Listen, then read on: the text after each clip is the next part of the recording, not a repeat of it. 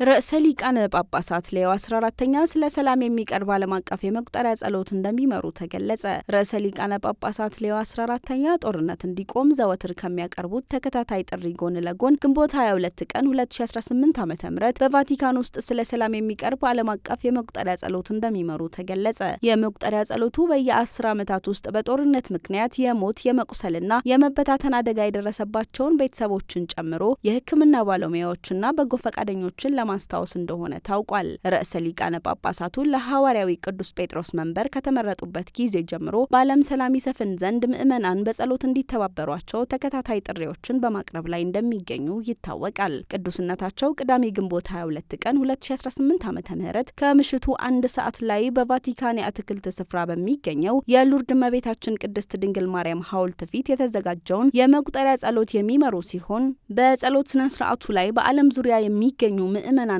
ታዋቂ የእመቤታችን ቅድስት ድንግል ማርያም ቤተ መቅደሶች ቅዱስነታቸውን በጸሎት እንዲተባበሯቸው ተጋብዘዋል። ርዕሰ ሊቃነ ጳጳሳት ሌዮ 14ኛ በሚመሩት የመቁጠሪያ ጸሎት ላይ የደስታ ሚስጥር በመጥቀስ ባለፉት 10 ዓመታት ውስጥ በጦርነትና በአመጽ የተጎዱትን በልዩ ሁኔታ የሚያስታውሷቸው ሲሆን በጦርነት የተጎዱትን በሙሉ የሰላም ንግስት ለሆነችው እመቤታችን ቅድስት ማርያም አደራ በመስጠት አማላጅነቷን ይለምናሉ።